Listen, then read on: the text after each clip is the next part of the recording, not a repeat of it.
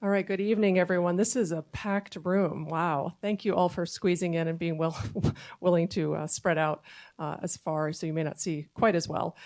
My name is Krista Wiegand. I'm the director of the Center for National Security and Foreign Affairs here at the Baker School of Public Policy and Public Affairs. The Center for National Security and Foreign Affairs provides critical insights into national security, international security, and foreign policy solutions. I'd like to welcome you all to tonight's Ashe lecture. This was established from a gift from former Knoxville mayor and U.S. ambassador to Poland, Victor Ashe, through the East Tennessee Historical Foundation. For the lecture series, ambassadors, diplomats, and others, experts in foreign relations, diplomacy, world affairs, and local government come to speak. Former Ambassador Ashe is an alum of University of Tennessee Law School. He's the longest serving Knoxville mayor in history. In 2009, he was honored by Polish President Lech Kaczynski with the Commander's Cross with Star of the Order of the Merit of the Republic of Poland, very impressive, for his contribution to Polish-American cooperation. Please welcome Victor Ashe.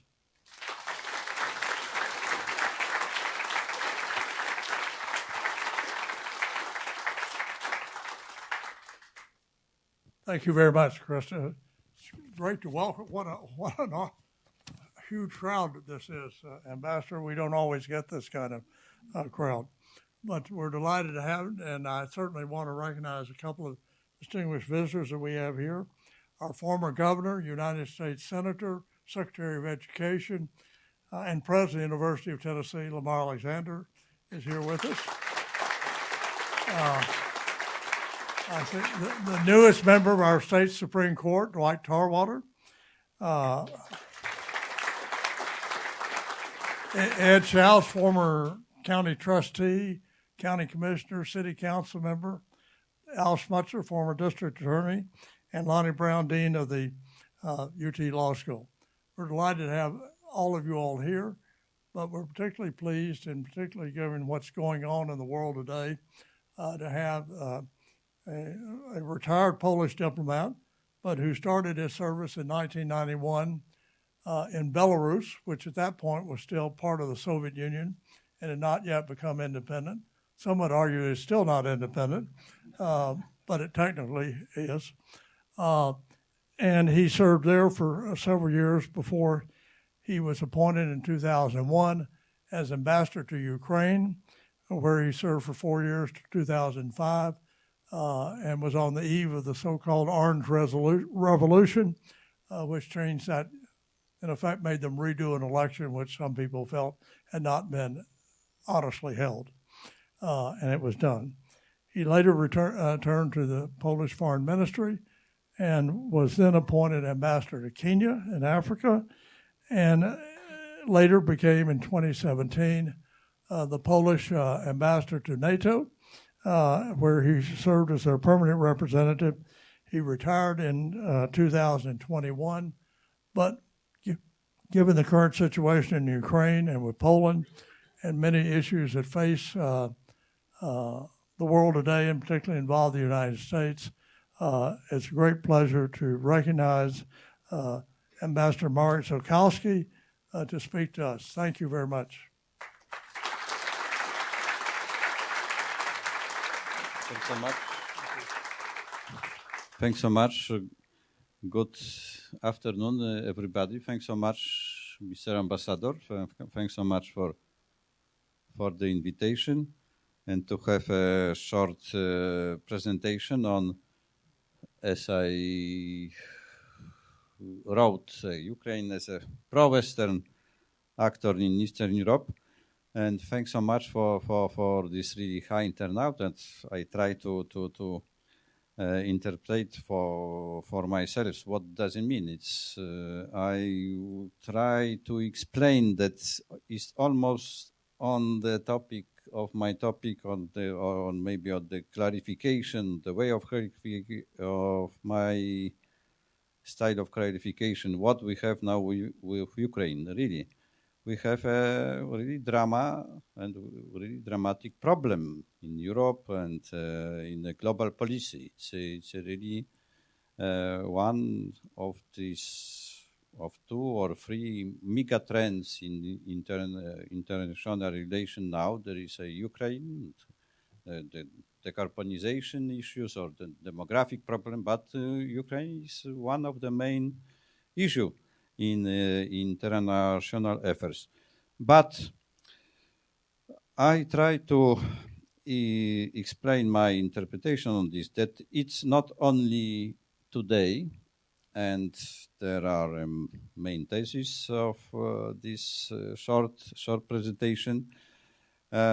It's like many times we try to explain ourselves what history brings to us, the lesson learned or something like that. But as I remember, even your American politicians, Kissinger said that history brings us more than lecture. First of all, they brings us problems, and really it should be really more deeply understand what problems history brings us. And one of these problems, I could say, is, and can I explain, is, and it was, and it is Ukraine. It's a short analogy even to a Polish history in 19th century, almost whole 100 years. Polish state doesn't exist, and it was a really problem for Europe. In which way to solve this issue? Only in 1918, also with a really high contribution from President Wilson, this issue was finally solved by the Polish gained the independence.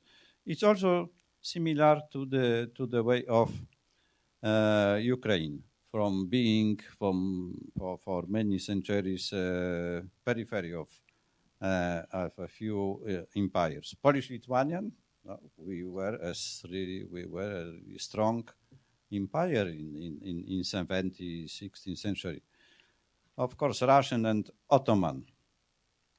And there were a few centuries, and finally Ukrainians themselves solved the problem of statehood by declaring and by announcement of the Kiev independence in 91. I will touch this issue more precisely. And my diagnosis on this today really drama happening in Ukraine, I hope the result of this could be optimistic, both for global West and for Ukraine, having in mind both political, military, diplomatic engagement of global West and heroic achievement and successes of Ukraine during this active war, and the political concept of Ukraine reconstruction after the war. I think as a result we could gain in Europe a really pro-Western, strong pro-Western political entity, of course, independent Ukraine, and maybe even more modernized and based on a really Western model economy. Also, there were main theses for my presentation, and when modern history of Ukraine started, because it was not directly a point of 91 when the Soviet Union collapsed finally, but it was a bit even mystic for this specific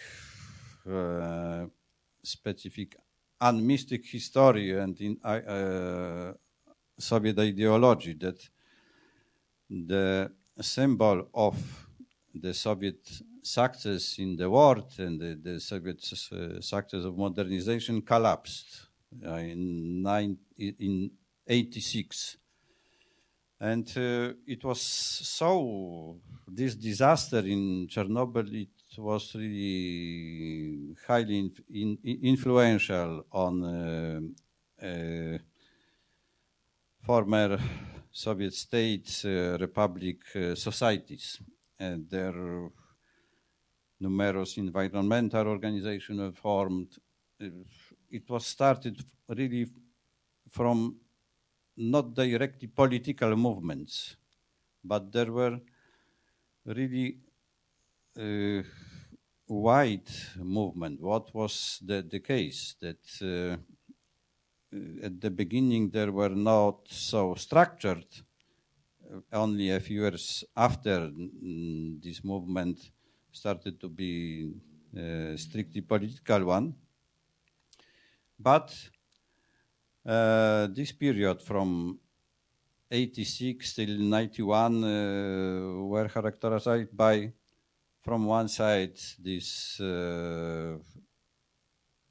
perestroika, going from these high-level authorities like Gorbachev, and from the other side, this more or less free social discourse on the topic like Stalinization, Holodomor, like in Ukraine, Kuropaty, it was the graves place from Stalin's time in Belarus.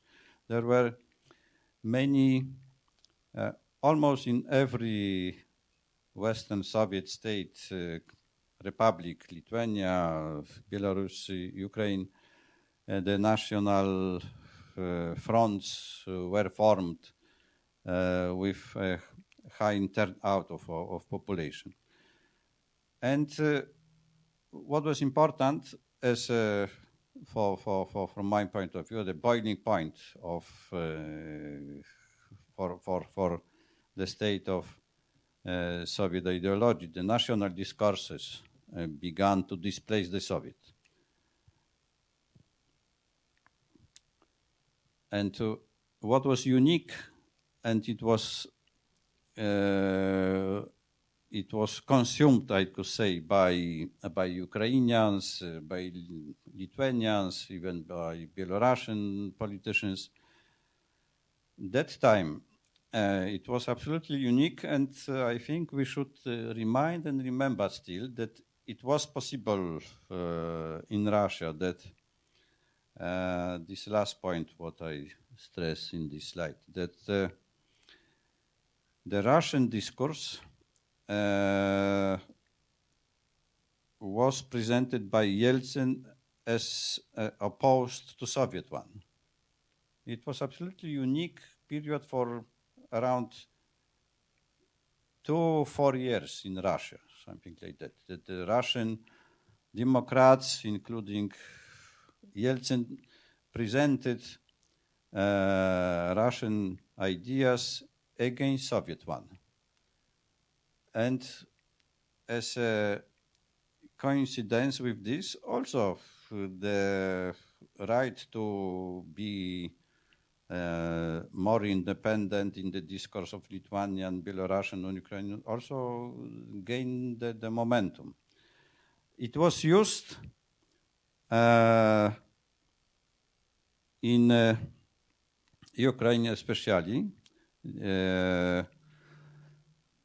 in the in this game between Yeltsin, Gorbachev, Kravchuk, the other leaders of republic like Nazarbayev or Shushkevich that time, this set of national and Soviet discourse were used more successfully by the politicians declaring the support for independence of these countries. Gorbachev was not so successful in his discourse among all these the other discourses, and even it was used in Ukraine by Kravchuk, by that time leader of Ukraine, in his presidential campaign, which he combined with a independence referendum. It was absolutely unique referendum in a turnout. It was, I don't remember the referendum with so high turnout around, more than 90. There is the indicators of support, but the turnout was more than 92 or 93% of population. It was absolutely unique for the history of Europe, I could say. And Kravchuk used the result of this referendum in the talks with Yeltsin, which happened in Belarus 1 week next after this referendum, and it turned out that this game was really easy. That having in mind our interest in Yeltsin as a leader of Russia, Kravchuk as a leader of Ukraine, and Shushkevich as a leader of Belarus, we could use these discourses and the result of referendum against the case of Gorbachev and his willingness still to keep Soviet Union as a state. And 8th of December, they dissolved the Soviet Union. It was only solution. Also, it was a really interesting political game. Supporting, of course, the result were fully supported by the societies of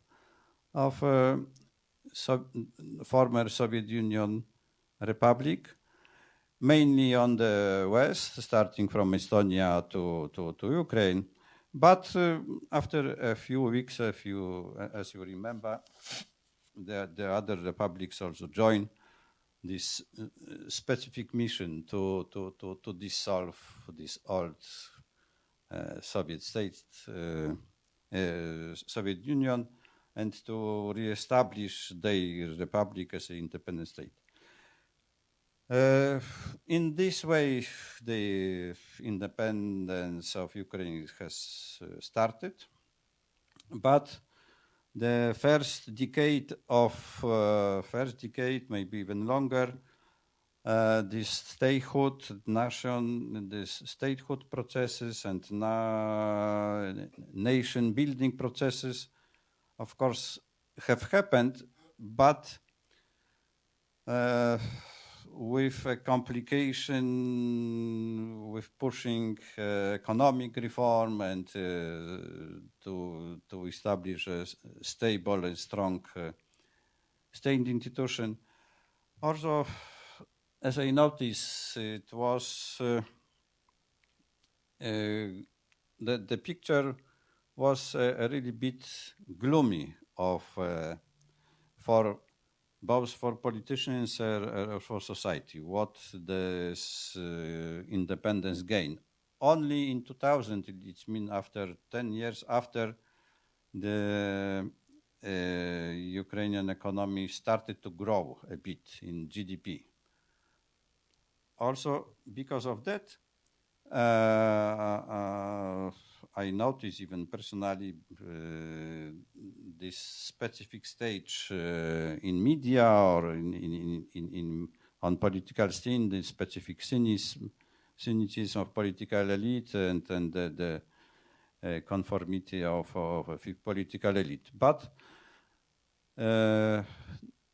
what it's really specificity of this still we should remember even today this factor. Even having in mind the cynicism of conformity, we should have in mind that really societies of this state are really alive. And of course, society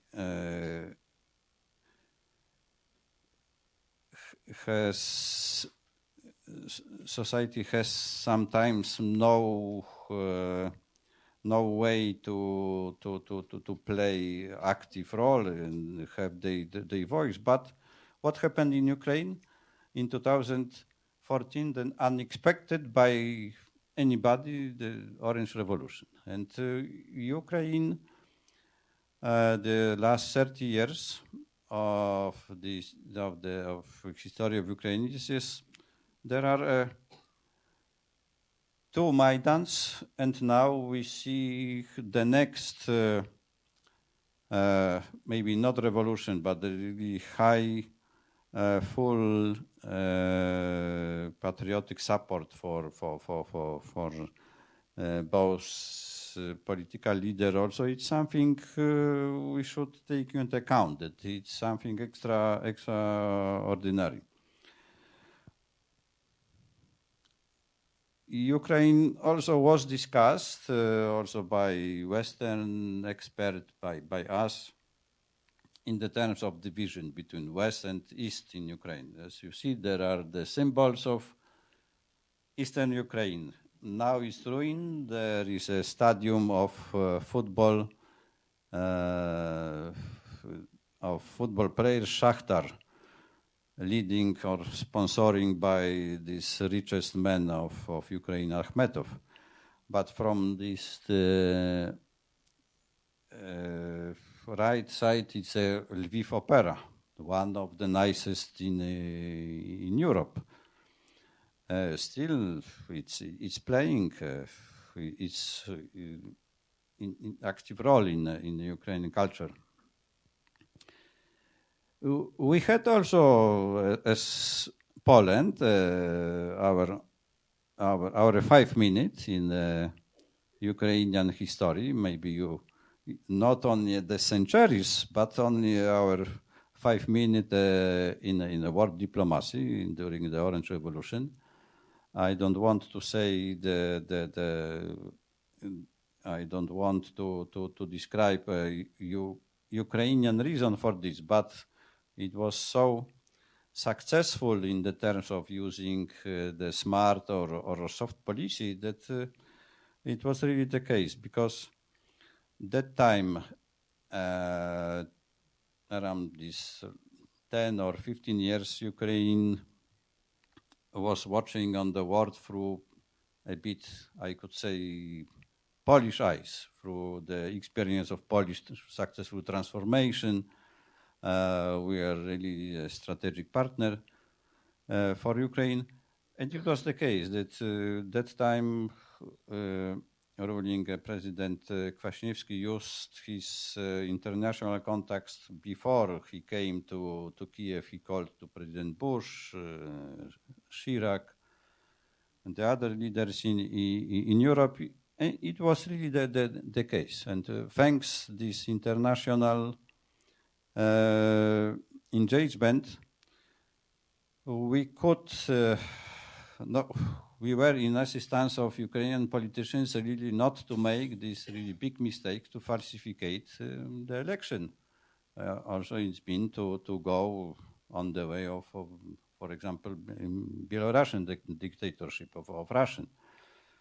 It was the case even after this second falsificated round. We had many meetings. One lovely anecdote that we had my Minister of Foreign Affairs at the time had a meeting with a head of Central Election Commission of Ukrainian Central Commission, and he joked to us that now even he didn't know the result of the election. Also, it was they started. It means the Ukrainian nomenclatura started to realize that the time of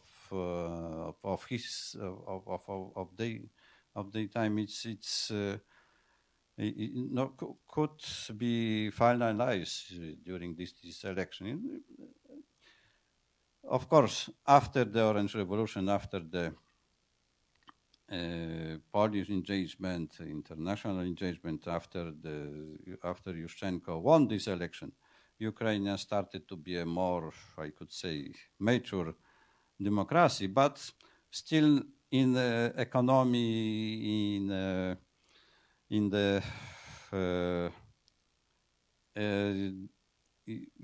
Yushchenko didn't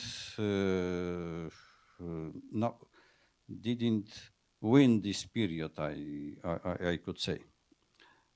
Why Poland was and still is, even having in mind these last 2 weeks a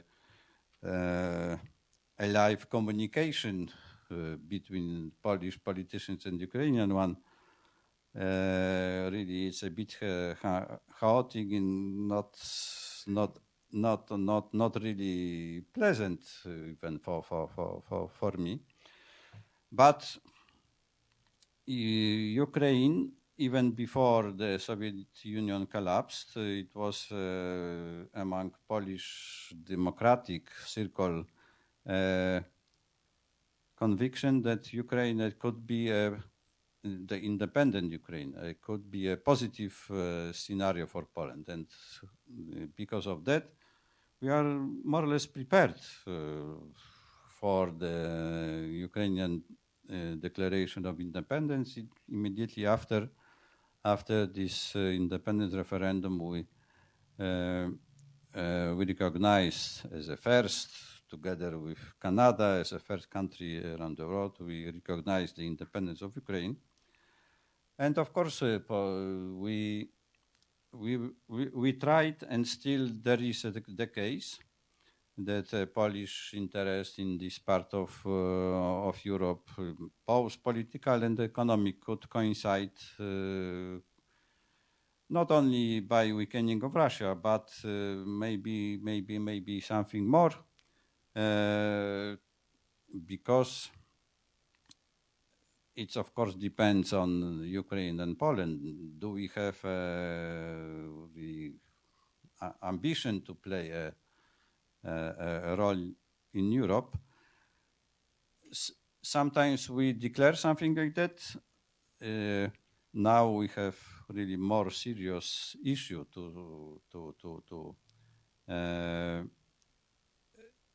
not to support Ukraine as a winner in this war.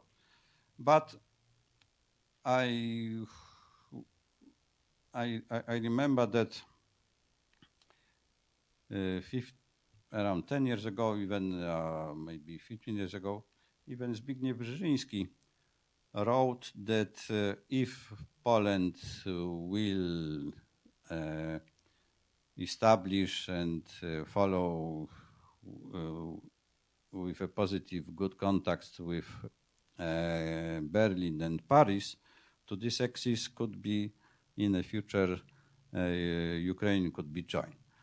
Now it's more risky to say in this way because the map, the geopolitical map of Europe is a bit other. But I think we had this kind of imagination of that our relation with Ukraine could play a really substantial role for the European political order. But still, we have many issues. For example, these crossing border problems. Every year there are around 4 millions, maybe even more, crossing borders on Polish-Ukrainian borders. Still, we have no so much customs officer and so on. There are still queues. Almost unsolved issue. Maybe we will do this.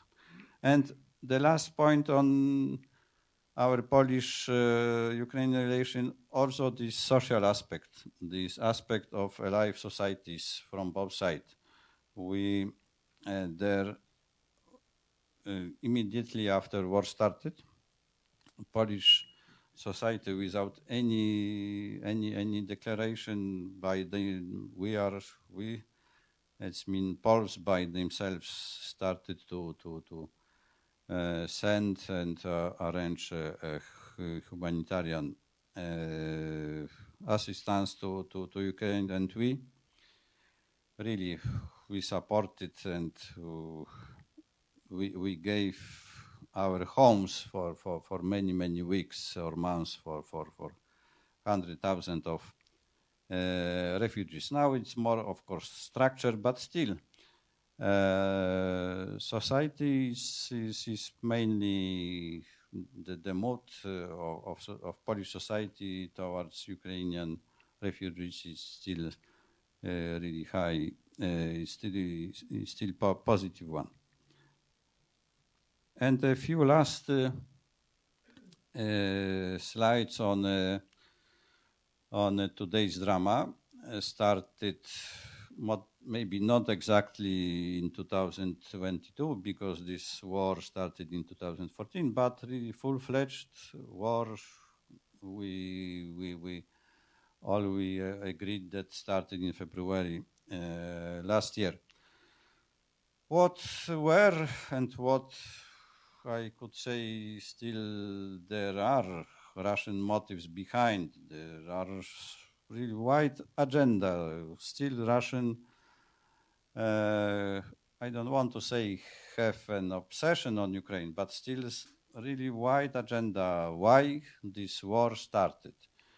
The dispute started from the dispute over Genesis. What Rus was more important or more influential, this key for Moscow. Still, it's really active issue in Russian internal political or cultural discourse. The next one, really known in the world, the role of as a leader in the victory in the World War II. Still all this parade on the 9th of May, the ideas and the practice of sphere of influence still is, they kept this for last decades as a really long agenda.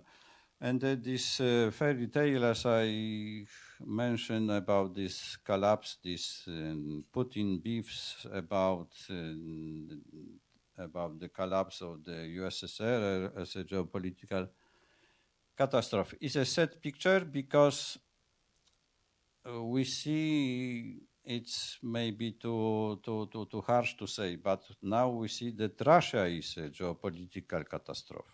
In fact, there is a practice. Of course, from one side, we could say, we could repeat this Putin claims, but in fact, as a result of this war, of this 20 years of Putin being in power, we are faced with a geopolitical loser and with a geopolitical trouble. Also, it's like in Russian roulette. And now, what Putin has in his hand, it turned out that it was not like his prediction before February last year. Now, both war and peace come at high price for him. And because of that, he has no willingness now to start any real peace negotiation. The army, the pride of him for many last decades, it's turned out that it's more risk and high cost. The economy, he was forced to establish the Russian economy as a typical war economy, not a modern export-driven, for example, economy. It will come finally to the economic autarky, and of course with this specific for Russian now, this Stalinist propaganda. And what I could imagine as a field for compromise, because I don't know, Russian politicians are able to realize that Russia now is a weaker player than it was before the February, and from this perspective, they should find something as a solution, maybe something like compromise.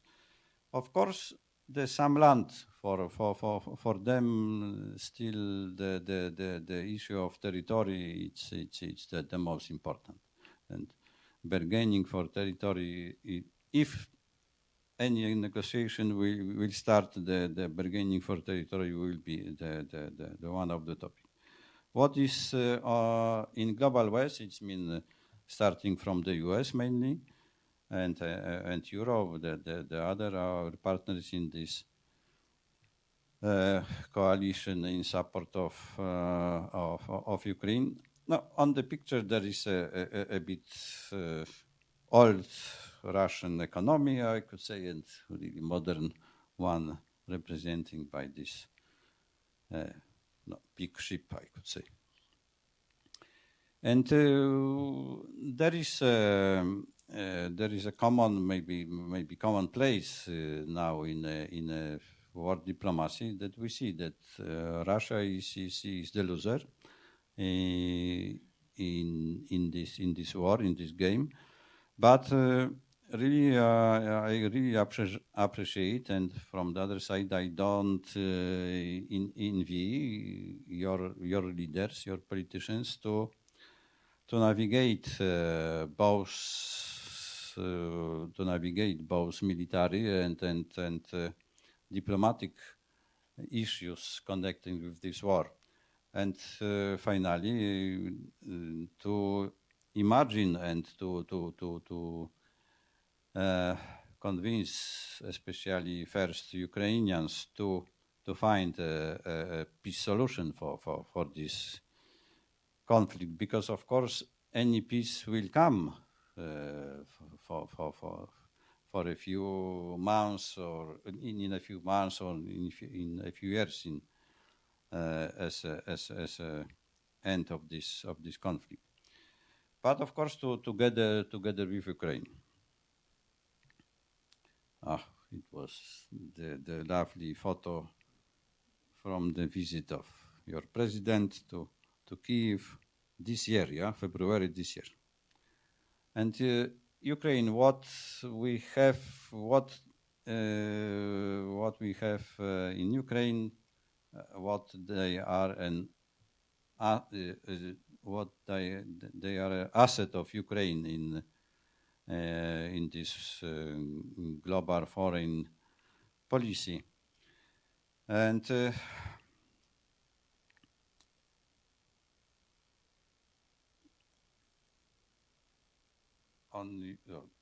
just one. There is on Ukrainian embroidery. There is no. We see that charismatic and courageous leaders, but also a specific way of understanding Ukrainian weaknesses and position around the world. It's allowed that gaining so much after this war started.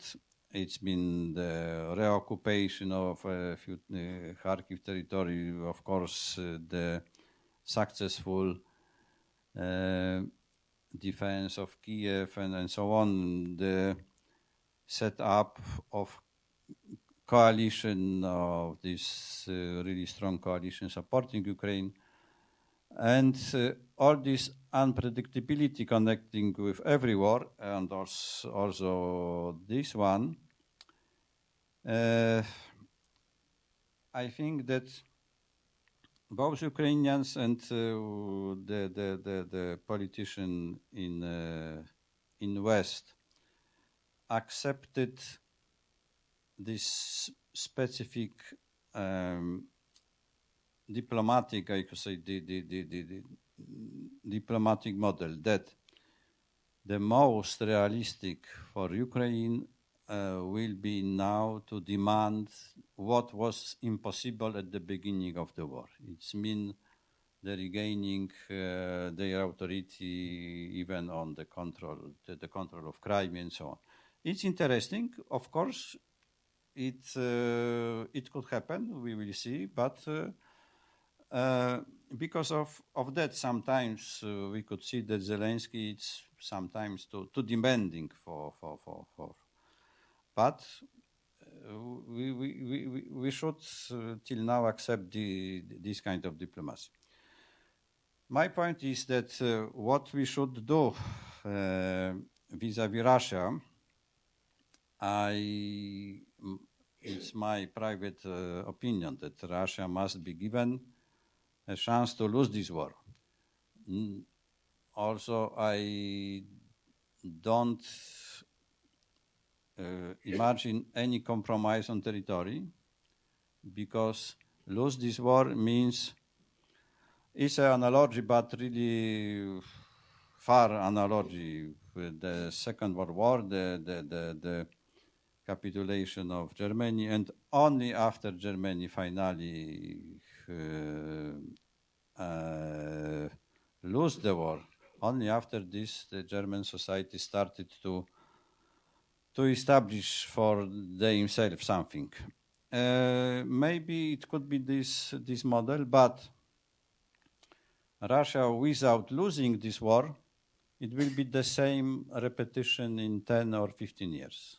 It's also the case. Also, I don't want to say we have no choice, but it's only my point that we should navigate this both diplomacy and war in this way, that no compromise on territories, because it's also really easy. In fact, it's not the analogy with the second World War. We could stop with this. It's not on a capitulation, because it's enough for Russia to withdraw their troops from the Ukrainian territory. It's not the case of regaining Moscow and so on. It's really on it's still fighting on the territory of the foreign state. Also, it's enough to withdraw the troops. Of course, it's easy to say, but we will see. And the last, from the one perspective, is this military and political diplomatic way of navigating with war. But the second, it's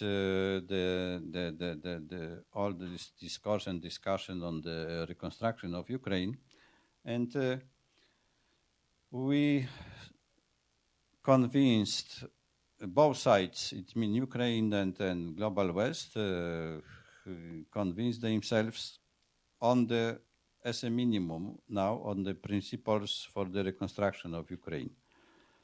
And Ukrainian politicians are really active in proposing to us the model of Ukrainian reconstruction as a modern state, following the all the rules of decarbonization of economy, greening Ukraine. And because of that, it's my hope that Ukraine could be in a few years really modern and free market economy state, fulfilling also these rules of green economy. It's a slightly difference with Poland because we are not so active in this field. But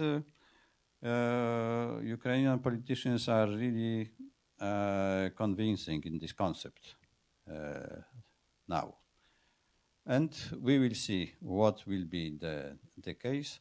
But as I know, the stake for World Bank, all the donors, it's on this really concept. Ukraine as a active in a free modern economy in Central and Eastern Europe. Thanks so much from me. It's maybe enough. Thanks so much.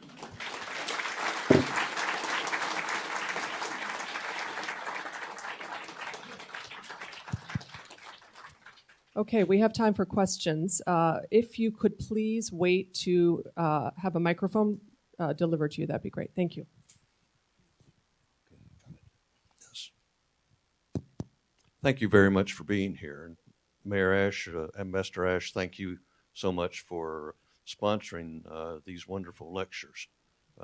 It's an honor to be able to be here. And so in the 1930s, Japan invaded China, Italy invaded Ethiopia, and Germany invaded Czechoslovakia in, I guess, March and April of 1939. 4 months later, Germany invades Poland and starts World War II. Would you please tell us why do you think that it's in the interest of all of us in America to support the people of Ukraine and the people of Poland in this, what I think is an existential battle? And I noticed in the paper reported that our local congressman, Congressman Fleshman, has an A rating for supporting Ukraine, and the congressman from here in Knoxville has an F rating for supporting Ukraine. So if you would please explain to us why it's in our interest to support Ukraine. Yeah, thanks so much. Thanks so much. The stake is not exactly and only Ukraine, and it was expressed a few times, and maybe many times, both by President Biden, also by many European Union leaders. That is the case of European political and security order. It means Russian war against Ukraine disrupted the last 30 years after the Soviet Union collapsed, last 30 years way of solving issue in Europe, both in security, especially in security issues. It's mean by legally binding documents, by coordination and even cooperation. Also, the Russian aggression against Ukraine is in fact also, like as I remember the leader of the European Union, von der Leyen, said that it's a war against us, against our way of doing things in politics. Also, it's existential also for European leaders from this point of view. Thank you, Mr. Ambassador. In your presentation, one point you suggested was build Ukraine's military-industrial complex. And another suggestion you had is it might be time to negotiate with Russia. It seems to me any negotiation with Russia and any agreement, they're going to cheat and lie. And if they see Ukraine build a big military-industrial complex, their paranoia is going to go through the atmosphere.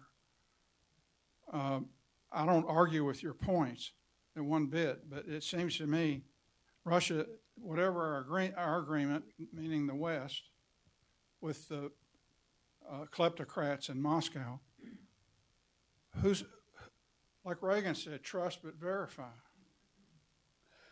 Thank you, sir. Yeah, I agree that I reiterate in this slide, there is almost a quotation from Ukrainian government concept of the reconstruct Ukrainian economy. But it's fully agreed with the European Union leaders. This kind of concept also it's a common. I could say it's a common on the concept level. It's a common achievement of both Ukraine and European Union leaders. Also this. Factor of checking, but in the way of sponsoring also, I think it's taken into account. Yeah.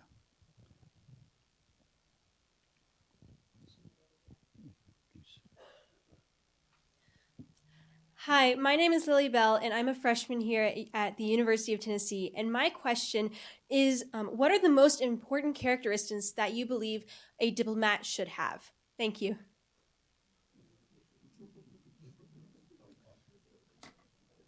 There are many, but now, for luck, I am retired ambassador. But as a diplomat, you should take into account that you should be really silent for public. It's what is the issue, because if you are really skillful diplomat, you will be trusted by many peoples, many sides, your partners, your home politicians, and it will be nonsense for them to listen to you publicly.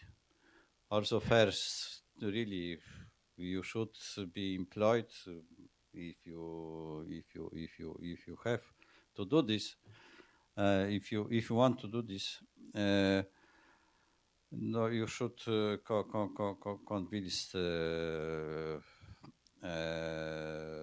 yourselves that in this public state activity, you should be silent. No, it's a more or less joke, but really, it's also the case because as you remember, maybe diplomats are active in a public sphere more after their career in memories, lecturers than politicians. They are the other animals. They should be really vocal every day. The next, also on this mood, not to promise anything, because I experienced this really at the beginning of from a really beginning of my diplomatic career, even in Belarus, what Ambassador Ashe mentioned. eyewitnesses. That time, after a few months, I started to be a consul in Belarus. Eyewitnesses many visits of Polish deputies, the members of parliament, who are promising many things to Belarusian Democrats, to Polish societies. And after I realized that after even a few weeks, they didn't remember these promises, not saying, fulfilling.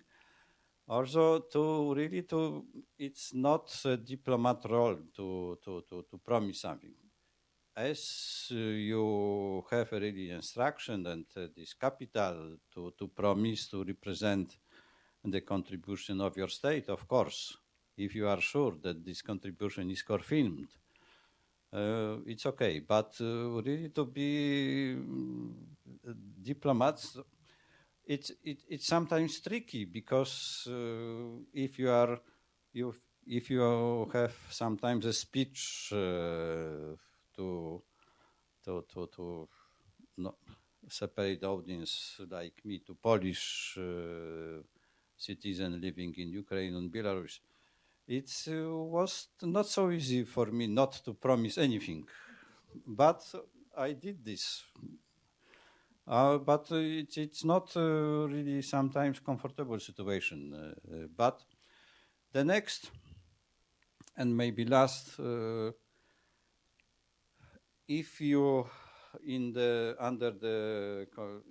condition of your diplomacy could imagine what will be the content of diplomacy, looking from this perspective, that diplomacy could be one of the key for state for its development and security. It means if you could understand the diplomacy as tools or method to gain from a foreign arena something for development of your country and to strengthen the security of your country. I think it's a short receipt for you. Thanks so much. I would like to express appreciation for your lecture. As Ukrainian by origin, it is so great for you to bring the awareness to the community about Ukraine and Poland, what's happening. Small remark, Poland and Ukraine have a history of starting in the 10th century. And when Kiev was founded 1,500 years ago, Moscow was not even on the maps anywhere. But would you agree that if Poland loses, or if Ukraine loses war, Poland is next?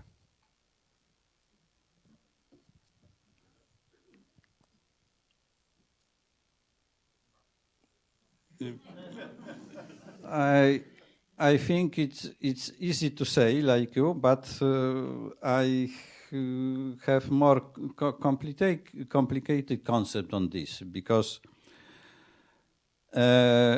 February last year we had, as I remember among experts, even politicians, we had the imagination what will mean that time Ukraine lose the war and what means the Russian success. It means the Kiev occupation, in fact.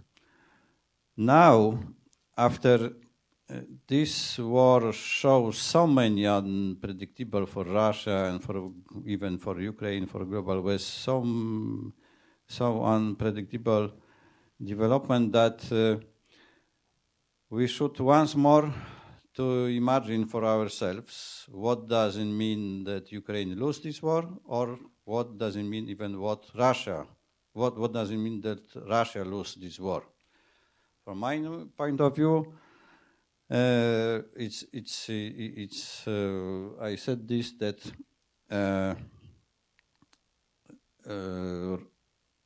Russia lose this war after the Russian troops will be expelled or they withdraw the